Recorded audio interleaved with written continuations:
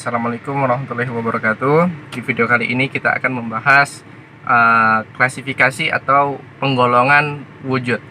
Jadi dalam ilmu tauhid biasanya wujud itu terbagi kepada dua.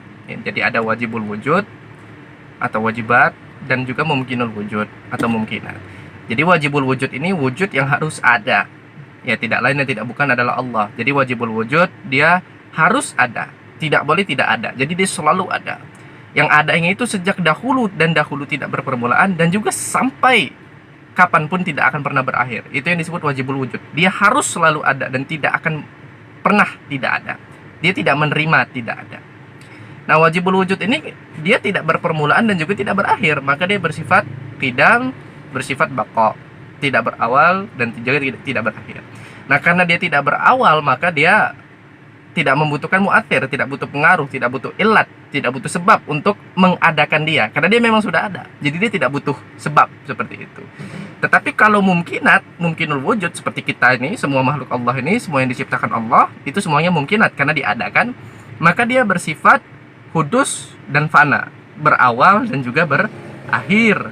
Nah, maka dia membutuhkan muathir, membutuhkan ilat, dia membutuhkan pengaruh atau sebab untuk mengadakan diri dia. Seperti misalnya diri kita. Diri kita ini kan ada karena ada orang tua kita. Kalau orang tua kita tidak menikah dan tidak berhubungan suami istri, maka kita tidak akan ada.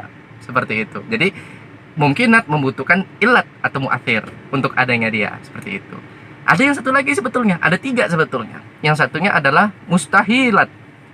Ya, mumtani'ul wujud, wujud yang tercegah, wujud yang mustahil ada, seperti persegi yang sudutnya 5 misalnya, atau berbilangnya Allah misalnya, atau batu yang sangat besar yang Allah sendiri tidak bisa angkat. Itu adalah hal-hal yang tidak mungkin ada seperti itu. Nah, hal-hal yang seperti ini, mustahilat ini tidak bisa kita sifati dengan qidam ataupun baqo ataupun hudus ataupun fana, karena yang bisa kita sifati itu kan yang wujud, yang ada. Sementara mustahilat ini tidak mungkin wujud, jadi dia tidak ada. Jadi bagaimana sesuatu yang tidak ada mau kita sifati seperti itu? Jadi tidak bisa disifati qidam maupun hadis, qadim ataupun hadis, qidam ataupun hudus tidak bisa seperti itu. Ada juga yang membagi menjadi dua ya, yaitu wujud mutlak dan wujud nisbi. Wujud mutlak itu wujud yang dia ada secara objektif, tetapi wujud nisbi itu ada secara subjektif. Dalam artian dia relatif ya, tergantung perspektif. Jadi biasanya diberikan analogi seperti kolong dan ranjang seperti itu. Yang wujud hakiki itu ranjang, yang betul-betul ada wujud hakiki itu ranjang, dia mutlak ada. Tetapi kolong adalah wujud nisbi, dia relatif. Si kolong ini ada karena ada si ranjang, ya kan? Kolong ini ada karena ada ranjang. Kalau ranjangnya diangkat, ranjangnya dihilangkan, kolongnya ikut hilang.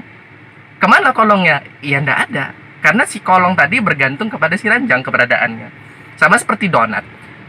Kita katakan ada lubang di tengah donat itu, ya kan?